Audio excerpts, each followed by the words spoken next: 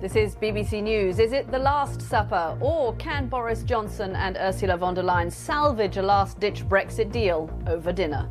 We may find out this next hour. We will bring you the very latest from Brussels. If the Prime Minister is hoping to bridge the gap this evening, he didn't get off to the best of starts. Distance. Okay, mask off. Keep your distance, says the European Commission President. As thousands more people in the UK get the Pfizer vaccine, a new warning goes out to those people with serious allergies.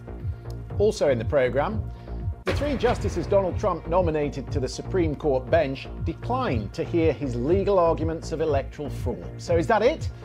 Not likely, says the President. I see Katty. That's Katty there, yeah, you can see Katty. I love her.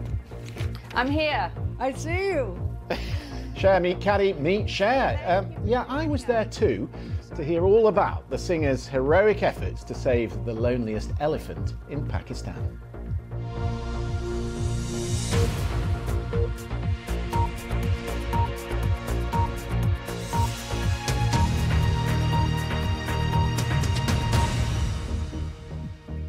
Hello, I'm Katty Kay in Washington. Christian Fraser is in London. Don't expect an agreement to emerge from tonight's dinner of destiny in Brussels. That is not really what this is about. This is more about appetite for compromise. We know what the problem is. The UK wants to set its own laws on labour rules, environmental standards, all of that kind of stuff. But the EU doesn't want the UK to have privileged access to its single market if it's diverging from their rules to the UK's competitive advantage. Yeah, it comes down to sovereignty, which in the end is a political issue. Those who voted for Brexit find the whole principle of being forced to follow EU rules in perpetuity as completely undermining the whole purpose of Brexit in the first place. So the Prime Minister and Ursula von der Leyen must decide whether there is room for compromise, whether there is any purpose to further negotiation, or whether ultimately their demands are just incompatible, in which case there will be a giant rupture in just 23 days' time. So let's head to Brussels. Our Europe editor, Katya Adler, is watching events for us closely. Katya, what do you make of it so far? Did we get any clues as to whether there is warmth between Boris Johnson and Ursula von der Leyen, and could that help this evening? Well, I mean, you know, what can we judge? We can judge the sort of photo opportunity where they didn't shake hands because of COVID-19, but they sort of stood awkwardly next to each other, briefly removed their face masks, and the Prime Minister got told off by the European Commission chief for not keeping his personal social distance. But that's not really anything to judge. I think the EU tried to put in a little bit of, shall we call it, humour. The only other details we have really at the moment are what they ate for dinner. And if you think of the three main sticking points that exist between the two sides. Number one is fish. It was a very fishy dinner, turbo for main course. Scallops for starters. If you think about the scallop wars in the English channels between the British and French fishing communities, quite a pointed dinner, I think, and all sorts of dreadful jokes on social media about turbocharging the talks and so on and so forth. But what you basically have are the two leaders who say a deal is still possible, but, you know, if we stay with the meal analogy, no deal is still very high on their menu, because it's not just about the three sticking points, the fish, the competition regulations, how to enforce a deal where there's still gaps between them. But what you have here is what you had right at the beginning of these talks, and it is that clash of ideologies that you referred to there. The UK wanting to hold on to national sovereignty after Brexit and saying, why would we leave the EU to sign up to a new rule book with Brussels? And the EU saying, well, listen, if you want preferential access to our single market, our priority is to protect our single market from, you know, what could be unfair competition to UK businesses. So you have to sign up to some kind of principles. And if you break it, we need an enforcement measure to punish you for it, if you like. Right. I mean, Katya, there are still however many days it is to go until the end of the year, 20 odd. I mean, is this really, really, really the deadline? Or if they were going to try to get a deal, could they stretch it until the 31st of December? Well, all I can say is that considering how many years I've been watching EU politics, you're hard push to find a deadline that's not made to be flexible. I know we're getting very, very close to the deadline here, and we do actually have, after many false Brexit trade negotiations deadlines, we have the hard deadline of the end of the transition period, and you need enough of a cushion for EU leaders to sign off on a deal if it is agreed, and the Prime Minister wants to bring it in front of the UK Parliament as well. But you could push it very far down the line if you really wanted to. And if you put yourself into the shoes of Boris Johnson, he might be tempted because, he's going to come under attack whatever happens. If there's no deal, then the opposition will clobber him for it. There'll be many UK businesses that will say, how could you do that when we're already suffering so much from COVID-19? But if he does make the compromises needed to agree a deal, well, then, ardent Brexiteers and his own party will accuse him of betrayal. So why do it now if you have a bit more time to make the EU sweat? It could happen, but it could have happened a month or even 2 months ago. Those political compromises need to be made, but they are difficult and uncomfortable for both sides. OK, Katya Adler there for us, our Europe editor in Brussels. Thanks, Katya. Tom Tugendhat, his Conservative MP, who also chairs Parliament's Foreign Affairs Select Committee, and he's with us on the line. Just picking up that point, Tom, that Katty was making there. I mean, they do say that if you can't walk away from a negotiation, then you aren't really negotiating. But I wonder, as you stride the corridors of Westminster, do you feel that the Prime Minister has the backing of his party and the country to walk away if he needs to? Well, he's got a majority of 80, so he's master of all that he surveys. I mean, the reality is there are a few prime ministers who've been in as strong a position as he is for best part of a decade or more. So he's certainly got the options on his side. You're a diplomat these days. I'd love to be a fly on the wall tonight, because who goes first? Is there a danger that you telegraph what you're really thinking? I mean, it's like the penalty in the 89th minute, isn't it? This is really high stakes stuff. Yeah, I mean, of course it is. But I mean, the reality is that actually Ursula von der Leyen isn't a head of state, so she doesn't actually have very much room for manoeuvre. All she can do, she's a bit like the lawyer that you hire to sell your house or to buy somebody else's. She's got to take instructions from her clients. Her clients are 27 other heads of state and government from the member states of the European Union. And her room for manoeuvre is very limited. If she tries to do anything more than she's allowed to do, she has to go back to the Council and ask for permission. So actually, the reality is the European Union isn't really negotiating. It's just presenting the options that it's negotiated with itself, and slightly take it or leave it. It's one of the reasons why the European Union has been such a strong negotiator in international trade around the world. You get to a point where the European negotiators in South Korea or Japan or wherever it's been have said, look, mate, take it or leave it. And if you leave it, I'll be back in 4 or 5 years after I've sorted it out with the 27 others. So Tom, if Brussels has come into this with a pretty fixed position, who then, if this ends in no deal, who owns that? Who will be held to blame more, the EU or the UK?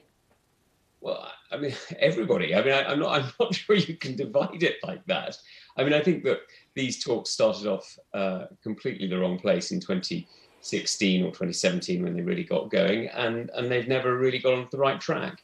And the problem is that the reality of the referendum was that when Britain voted to leave, the UK left the European Union whole, complete, entire, put it where you like.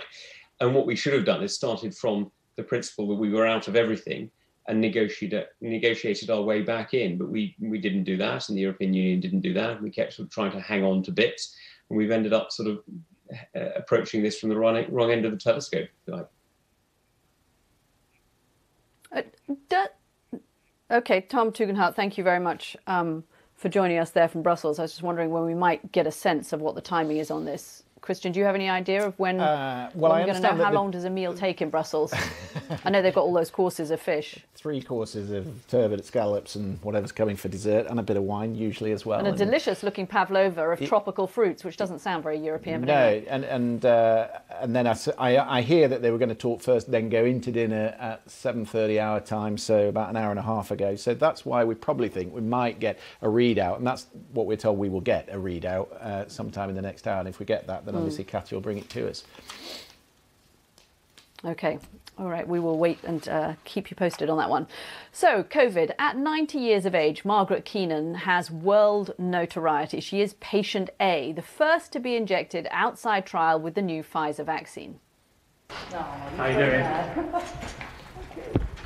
Are you okay? Yes, I do. Oh, so good to see you.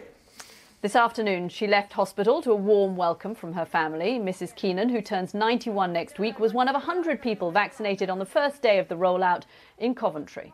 Margaret is fine, but there were 2 NHS workers who suffered an adverse response to the jab yesterday. They have recovered, but it spurred the UK's medicines regulator into changing the advice for people with severe allergies. Our health correspondent Dominic Hughes reports. They've been together ever since they met while working at Basildon Hospital more than 5 decades ago. Now Vic and Penny Griffiths have returned to the place where they each served for 40 years and where the COVID vaccine offers some hope of better days ahead. Our zest for life doesn't diminish when you get older, but the anxieties are there about catching something or doing something that may stop the span of life. So as far as I'm concerned, both of us go and have it done and get on with life. Scratch now, Angela. But as vaccinations continue, a warning from the medicines regulator.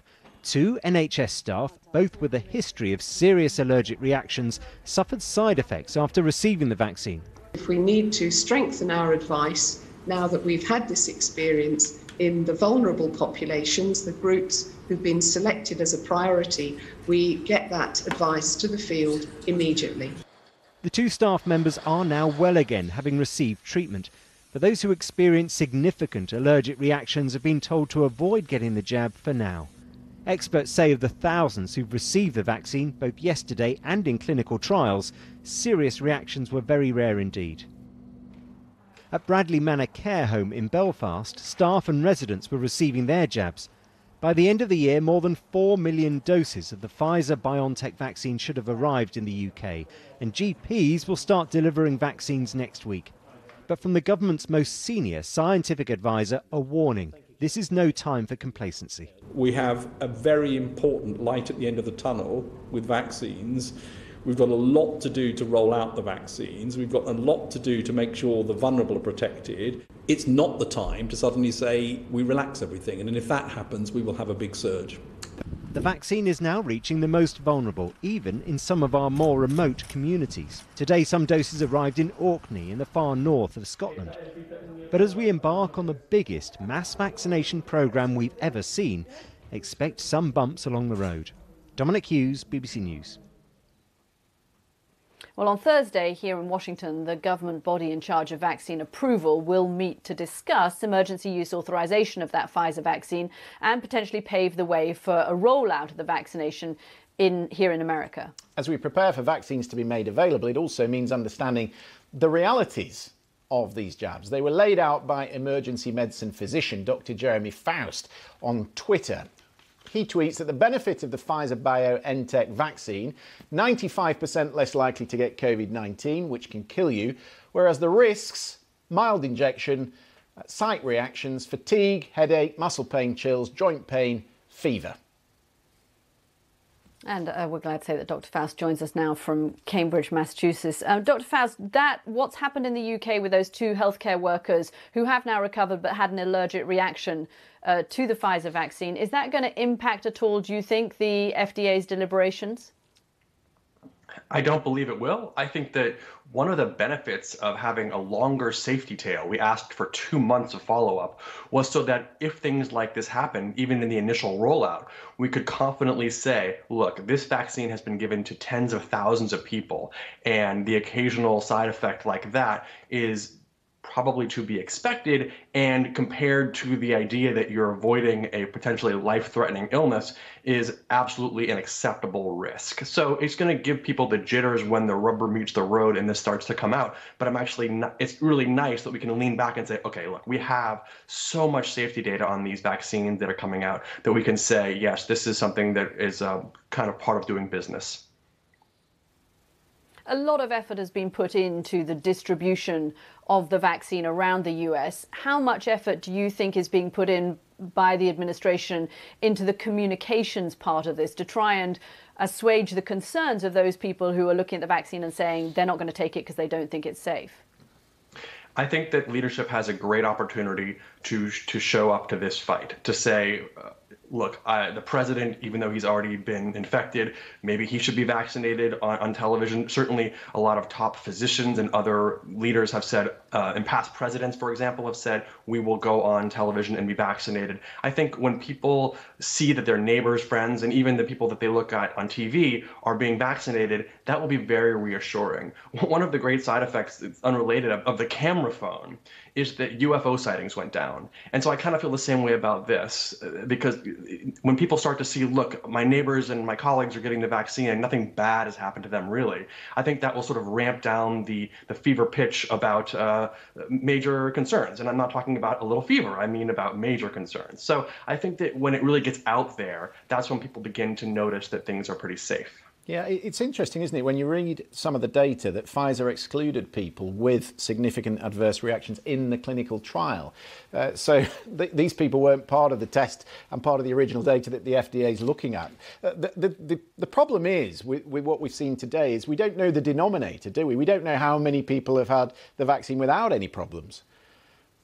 Well, I think that we can certainly say that the vaccine is expected to cause a lot of mild side effects. There's a term that's being thrown around called the reactogenic, which means this is a vaccine that generates a reaction, and we want it to generate an immune reaction such that we have antibodies. But we'll take along with it these other side effects. So I think that overall the purpose of these monitoring boards during the trials to really keep an eye on it, anything major happens, is so that we can say on a kind of a scale of tens of thousands of people that we feel pretty good about anything major, especially in comparison to, quite frankly, one of the most deadly virus outbreaks that we've lived through. Yeah, I tended to pick up a bit of, I don't know, a bit of anxiety in America today that what the medicines regulator here had put out was so broad, because of course there are so many people who are skittish about taking this vaccine. You know, those who are predisposed to not taking it, this is really all they'd want to hear. Yeah, certainly people are always going to do what we call confirmation bias. If they're looking forward to something, they'll justify doing that thing. And if they're trying to avoid it, they'll find a way to argue their way out of it. Again, I think that when you stop and consider that in less than 1 year's time, these vaccines have been proven to be safe and effective, it's a crowning achievement of human endeavor, of science, of the past 100 and quite frankly several hundred years of progress. And I do think that despite those jitters, that people want to be a part of that moment because they want to be a part of the future, and that means surviving this crisis. So yeah, I hear you. I take your point that we need to have this conversation actively with our patients and with the community, but I think ultimately the fact that these are so effective is really the top line that I think and hope most people are hearing. Let's hope so. Dr. Jeremy Faust, good to speak to you today. Thanks very much. Yeah, it's interesting. You know, the overwhelming majority of people I know say that they are going to take the vaccine, but I happened to speak today to 2 women about the news in the UK, one of whom said to me she wasn't going to take the vaccine because she believed there was a microchip being put into your body along with it, and the other who said to me that she'd never had a flu jab in 30 years and she had heard that if you had the COVID vaccine, you'd have a bad reaction to it if you'd never have a flu jab. So that skepticism is out there. One of the dads at football said to me the other day, one of the dads at our football match on Sunday said he wasn't going to take it, and I said, well, if you don't take it, you're putting your parents at risk. And he said, oh yeah, I suppose so. Well, I mean, when I go to see the parents, maybe I will have to take it. So maybe those are the conversations we all have to have. Yeah, with people. And it's very hard to persuade people who have very fixed views. For those watching on BBC World News, we will be right back.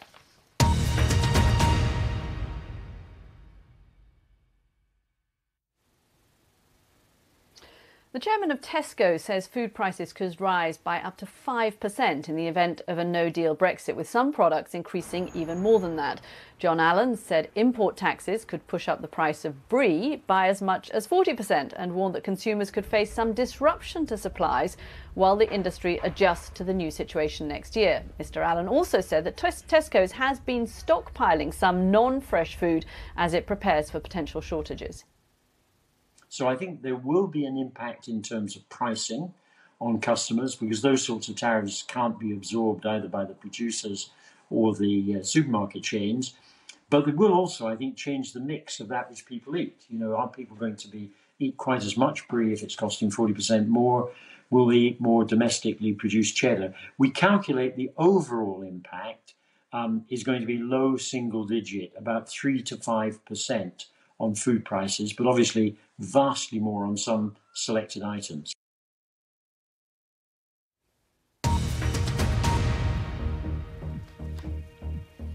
There is an ongoing question as to when, if ever, President Trump will accept the results of the election. There is no lawsuit to speak of that has changed the outcome so far. And yesterday, the Supreme Court dealt another blow to Mr. Trump. The 9 judges threw out a challenge to Joe Biden's victory in Pennsylvania, and not one dissenting opinion. Yeah, Republicans in the state had wanted to stall the certification of the result. The brevity of the ruling from the bench spoke volumes. They responded to the request in a one-sentence ruling: denied. Mr. Trump weighed in, saying that didn't matter. His focus was actually on another lawsuit. The case, he tweeted, that everyone has been waiting for is the state's case, with Texas and numerous others joining. It is very strong, all criteria met.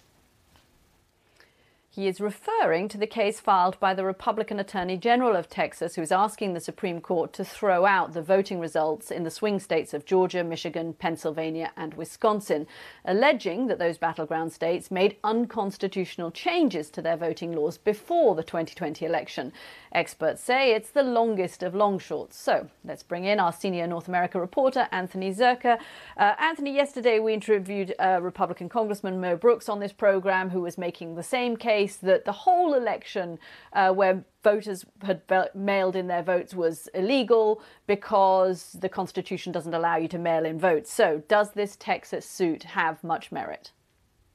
I think characterizing it as the longest of long shots may be an understatement. It's a near impossibility for Texas to win this case. One state talking about what another state or other states are doing with their own elections, which they are given considerable power to do under the Constitution, seems like something the Supreme Court is not going to want to go anywhere near. I mean, you're talking about throwing out millions of legally cast ballots. You're talking about giving states the ability to take other states to court. The Supreme Court could very well dismiss this lawsuit in a one-sentence answer as well. But it is something new for Donald Trump to focus on. He's going from lawsuit to lawsuit, saying that he has a chance to reverse the results of this election. But this, as one commentator put it, is more of a press release in the guise of a lawsuit than something that has actual legal significance. Yeah, I found someone who agreed with you, Anthony. George Conway, husband of Kellyanne Conway, President's longtime advisor. This is what he said about it.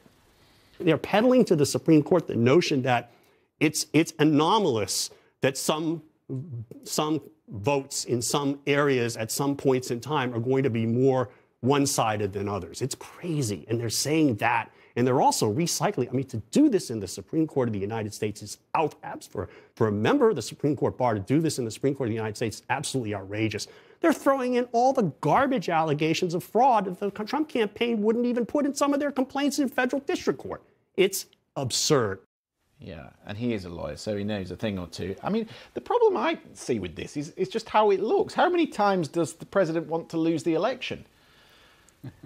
I know we're talking about 50 lawsuits now that Donald Trump has lost in one state or another, one court or another. And it's curious that this lawsuit that Texas is bringing is only targeting 4 states that Joe Biden won that happen to have Republican legislatures. The lawsuit is saying, well, we should let these Republican legislatures decide who gets the electoral votes from each state, even though there are dozens of states across the country that changed their election laws in the run-up to the election because they wanted to try to encourage mail-in voting. But this lawsuit isn't targeting Republican states or states that Donald Trump carried. They're only looking at these 4 key swing states, trying to get them to flip their votes. Okay, I just want to get to another thing that has just broken, and this is the news about Hunter Biden's tax affairs. Hunter Biden's put out a statement saying that the U.S. Attorney's Office in Delaware is investigating his tax affairs. The Biden-Harris transition team has put out a statement saying the President-elect Biden is deeply proud of his son, who has fought through difficult challenges, including the vicious personal attacks of recent months. Is this going to have an impact on the transition, on anything?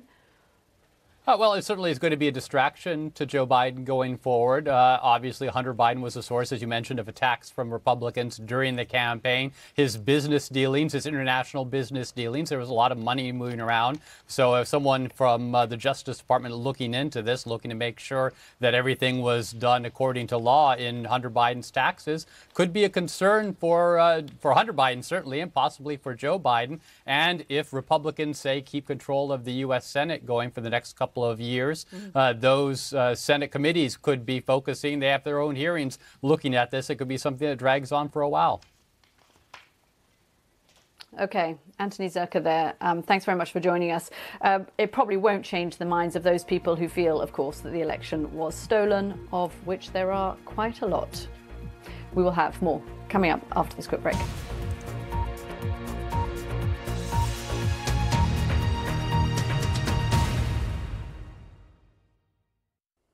Good evening. Bit more of a breeze today, so less fog around, but sunshine was hard to come by. We did see a little bit, particularly across the eastern half of the UK. You can see in Hertfordshire a rather stunning afternoon sky here. But there was thicker cloud, and that brings the threat of rain as we go through the rest of the day. This was Cumbria just a little earlier on. That's because we've got a weather front that's moving in from the west.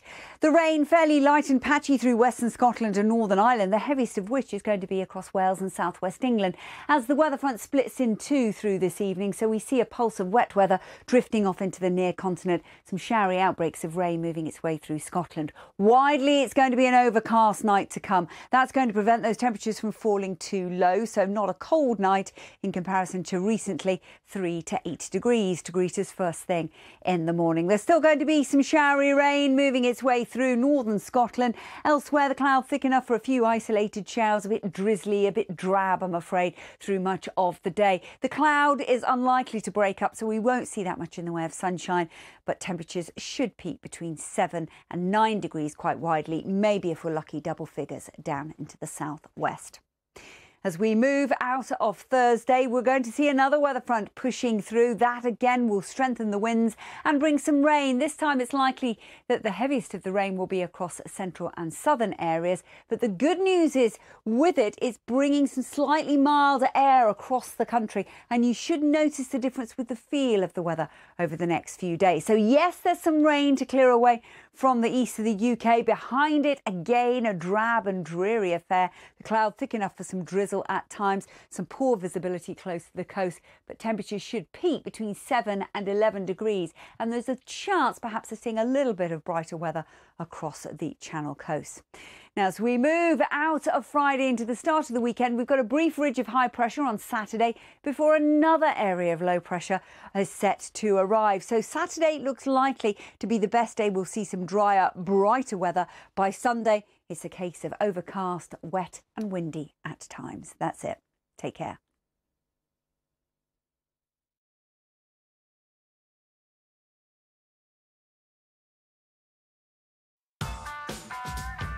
Many cinemas are closed again, but films are still being released, including to stream.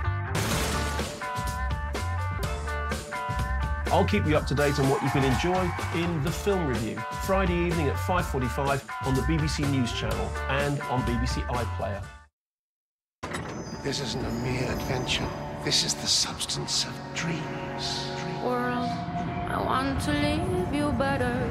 I want my life to matter. I am afraid I have no purpose here.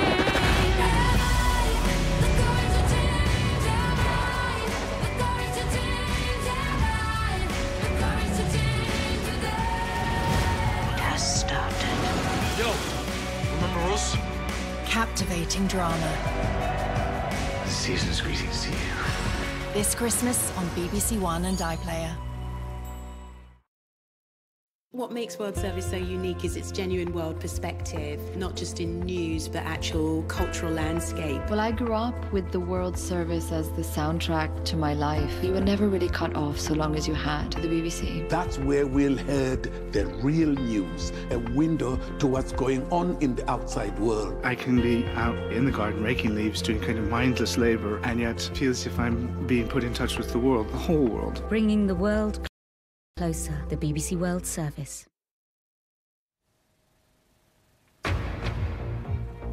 You're watching BBC News. I'm Katty Kay in Washington. Christian Fraser is in London. Our top stories: Boris Johnson and the European Commission President Ursula von der Leyen are currently holding a crucial dinner meeting on the future of UK-EU relations. But will a trade deal be on the menu with the petit four? At the centre of America's COVID storm, we'll speak to one ER nurse who says she cries on her way to work and on her way home. But at the hospital, she has a job to do. Also coming up in the programme, one of the companies tasked with protecting governments around the world from cyber attacks has itself been hacked. And when superstar Cher saved the world's loneliest planet, we'll hear from her later in the programme.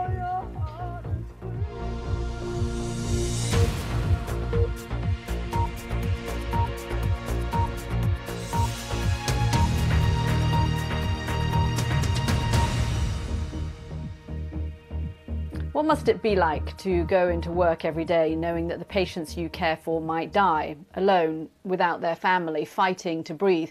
What does that do to the people who are caring? The nurses, the doctors, the people who have to work on the front lines of this terrible COVID battle day in and day out. And how frustrating must it be amid all that to see people ignoring the public health advice they're given? How about this tweet from a doctor in Rhode Island, Dr. Rebecca Carb, who says, one of my patients with COVID told me she had a large Thanksgiving dinner with family, 22 people. The day after, one family member tested positive. Since then, all 22 people have developed symptoms, some severe. We are so tired, she adds. In Iowa, there are currently around 900 people in hospital, 140 admitted in the last 24 hours, and of those 900, 200 are currently in the ICU. So let's speak to Alison Wines, who is a nurse practitioner in the intensive care unit of the University of Iowa's hospitals and clinics. Tell me about that sentiment that we told our viewers about in the headlines. You cry on your way into work and you cry on your way home. How do you cope with that? So you just need to get your emotions out before you can come to work and do your job. It's been a long road. It's been a heavy load for all of us to carry. And sometimes it's just very cathartic to get those emotions out and leave all the negative thoughts or heavy thoughts in your car and come to work with a good attitude so you can be strong for your patients and your teammates. And then if you need to on your way home, do the same thing so you can keep functioning and be strong for your friends and family as well. But I don't want to dwell on the point, but it must take huge emotional toll to watch people day in, day out struggling to breathe, and then giving up. I mean, how do you deal with that? It is hard to watch. It's, you know, we've been dealing with critical illness our whole careers. This is what we signed up to do. This is what we love to do. But COVID is a different disease. It seems rougher and tougher than a standard respiratory illness, and it's definitely prolonged. So you get to know these patients, you get to know their families, talking to them on the phone or the brief time that they're allowed to visit. And it is hard to watch it go on and watch the suffering go on much longer than we're used to. It is taking our toll, but we have successes too. So we really hold on to those successes and know that although it's hard, we are doing some good and we are doing the best we can for these patients. Alison, you're a nurse and you're clearly a real pro, but you're under a huge amount of pressure and you're also a mum. And I was wondering what impact all of this stress is having on your family. It's hard. You know, my daughter is 9 and she is aware of what COVID is. She's acutely aware of what it is and what it means for me to go to work with these patients and the risk that it must put myself in, and then if I'm going to bring that risk home or not. we have all learned to adapt and adjust to it. And, you know, she is a champion of mask wearing at school, and getting outside to play with her friends as opposed to inside. But it is hard. I mean, they unfortunately have to carry the emotional burden of having their mom be someone who is in the ICU and surrounded by COVID 24/7, and then also try to help them get through not being at school or not being able to see their friends and families the way that they want to, has really made it a heavy year for everyone. You can definitely see they're a little bit stressed out too. The kids are. Everyone is just a little bit more tweaked than they normally are. So, Alison, given all of that, when you hear stories like that one in Rhode Island of the woman who held a Thanksgiving dinner for 22 family members and then they all ended up testing positive, I imagine that just makes you want to throw your hands up in the air or bang your head on the table, doesn't it? I try not to bang my head on my table because I need all of my brain cells that I have left to keep caring for these patients. But we need you to keep them. What do I do to keep my brain cells? I mean, what's your reaction when you hear things like that? Yeah. So it is frustrating. It's frustrating because the public has been warned and they know the risks of getting together with families, and the virus in the US is very thick. It's spread everywhere. So your risk of getting together, even with 10, 15 people and having an exposure to someone who may be positive, is quite high. So it's frustrating. And it also makes me feel really sad for the family. I imagine that there's a lot of survivor's guilt if you are the person who held that event, or you are the person who passed on COVID to everyone in your family and one of them doesn't do well. That's something that you're going to have to live with forever. So we try to, treat everyone with kindness and compassion. We know that family is important to everyone, but it's also important for everyone to be around next year. So we just really wish people wouldn't do it. It's just, you do just kind of take a deep breath and sigh and move forward anyways. Well, Alison, we salute what you're doing. Look after you, and keep up the good work. Thank you for coming on and talking to us. Thank you so much. Thanks for having me. Thank you. So generous. Yeah. Just a breaking line coming from Brussels. Those pavlovas must be quite good, Katty, because the UK spokesman says dinner between Johnson and Ms von der Leyen is ongoing. They're going deep. Well, they're having a second helping. Yeah, I would too. He couldn't resist the pud. No, especially after all that fish. Right. Good. A combination of COVID, Christmas and Brexit, all the things we've been talking about, is causing delays at some of the UK's biggest ports. Congestion so severe that some toy companies are worried that their most popular products will go out of stock in the Christmas rush. And it's not just presents. Honda, the Japanese car maker, has had to suspend production at its Swindon factory because of missing parts stuck on lorries. And there are warnings that the disruption could get worse when the Brexit transition period expires at the end of this month.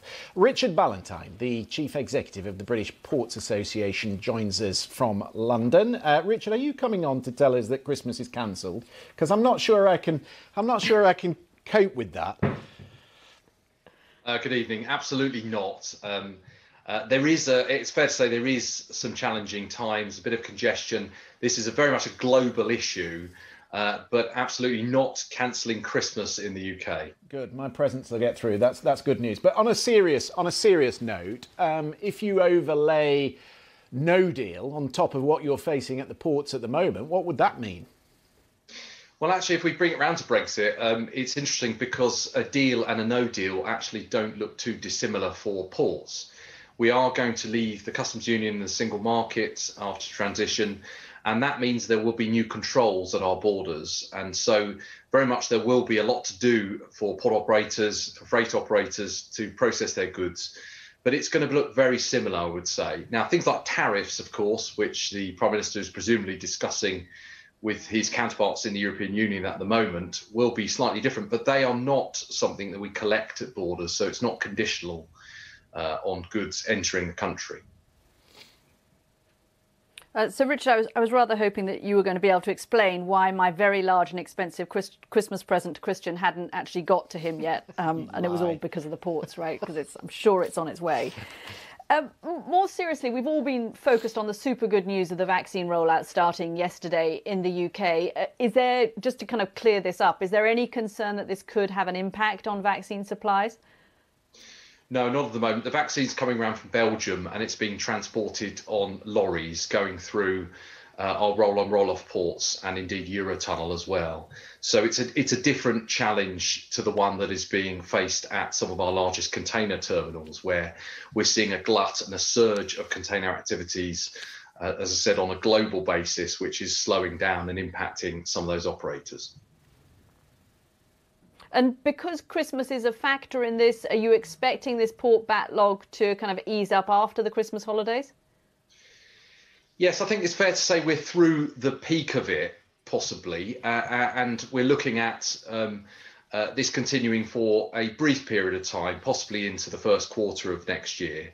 But the freight and logistics industry is a resilient one, certainly, and there's lots of different routes and options.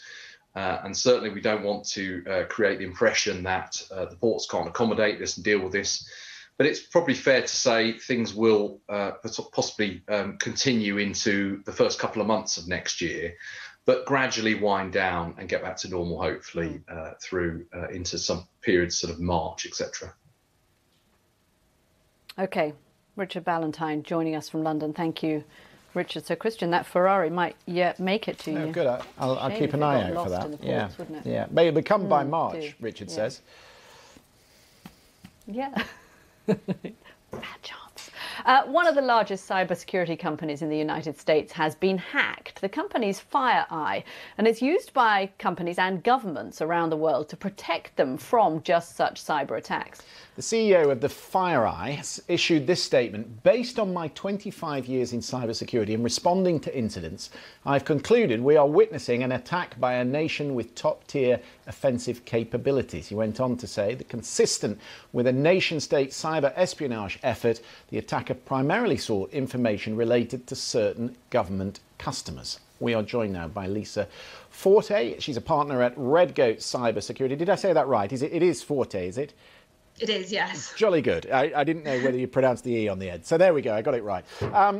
This is a bit of a problem, isn't it? If you're the company that is providing the toolbox to stop state-backed cyber attacks, you don't really want to hand over the toolbox.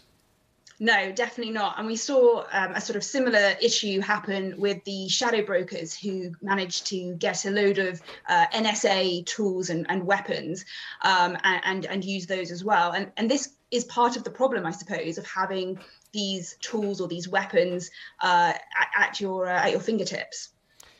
What are the telltale signs that it would be backed by state security? I don't think we know that yet. I don't think attribution is obviously a very difficult process, and it definitely can't be done in 24 hours. However, the FBI have said that the level of sophistication seen is consistent with that of a nation state attack. So we have to sort of go off of what they've said so far and sort of look at who those likely culprits might be. I'm assuming that you have a whole load of tools kind of in your database that you use defensively in the case to kind of protect governments and companies against cyber attacks. Will the hackers now have had access to those tools as well? In other words, do they know what your weapons are? So we do believe they've had access to those tools or weapons, depending on what you want to term them as. However, FireEye have been very transparent and handled it incredibly well so far. And they've actually issued a whole load of countermeasures so companies can detect if FireEye tools are being used against them. And what kind of impact could this have globally on governments? What is the potential fallout here? Yeah, I think obviously they had a lot of government data as well. Hopefully that would have been on a different network to the one that would hold the tools that they were using. Currently, FireEye are saying that the data, they do not believe the data has been taken or exfiltrated. So hopefully that is the case. Obviously, if it's not, that could cause very grave consequences.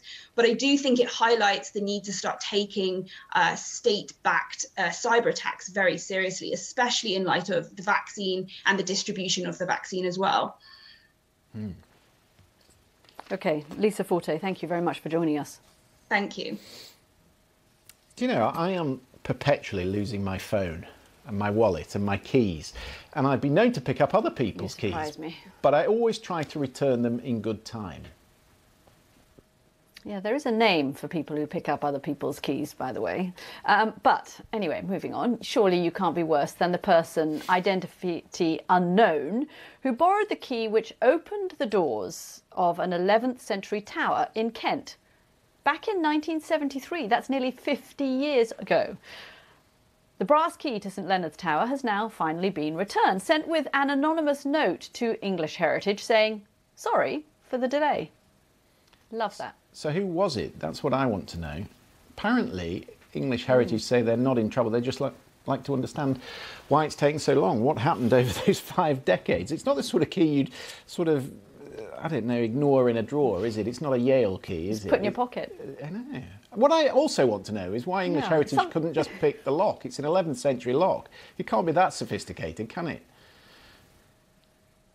There's a lot going on, Christian, in the world, and you've clearly spent far too much time thinking about this key today. Go on then. Tell me about what else is going on. Yeah, do stay with us on BBC News. Nothing happening at all. The pop star and peachdom. How Cher saved the world's loneliest elephant.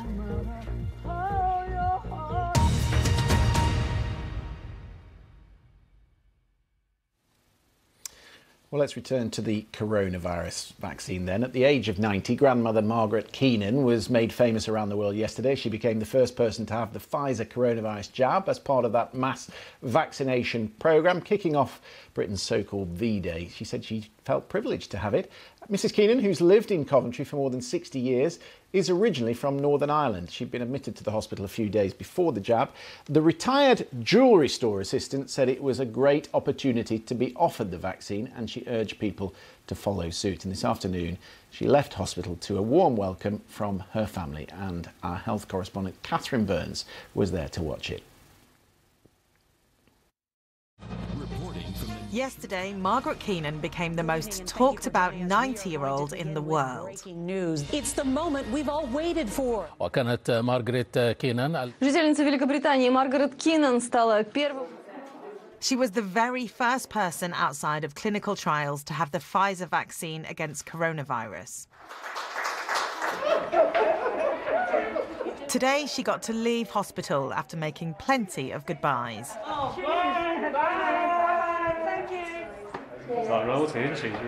Her daughter Sue and grandson Connor were waiting. Come on, Mum! Hello, Granny. She says this whole thing's been a whirlwind and she's pleased to get home to her family. There were a few tears when she saw them. Are you okay? Yes, I do.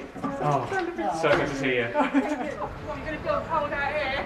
And like any worldwide superstar, the inevitable fans asking for photos. Margaret turns 91 next week and says this vaccine was the best early birthday present. But a bunch of flowers is always a welcome extra gift. Catherine Burns, BBC News.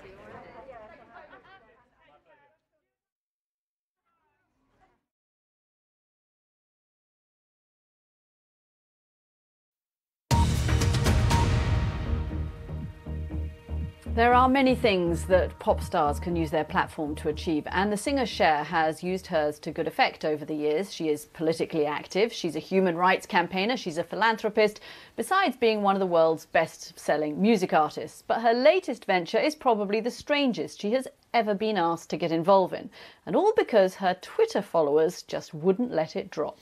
That's right, she's been out to Pakistan to save a long-suffering elephant from a zoo in Islamabad. His name is Kavan. His mate died in 2012 and since then he's been alone, tormented by his keepers. In fact, the locals like to watch him dance. But it wasn't a dance. The swaying of the head were the first signs of a mental breakdown. But now, thanks to Cher's campaigning, he is safe, and she came in to tell us all about it. I met this man through Bob Geldof. He was his manager. And we got in the wrong cars and we started talking about elephants. And so my Twitter followers kept bothering me about Save Kavan. And I was thinking, yeah, fine. And go to Pakistan. And so I thought, I'm an entertainer, I can't do this. So I called this guy, Mark Cowan, and I said, do you remember me? We rode in a car together, and what do you think about saving an elephant in Pakistan? He said, oh, good, I'll go right now. And so he went there, and the first thing he did, he walked into the zoo. He said, put a top on the shed, take off the shackles, give us some water, give us some toys, and they did it. Amazing.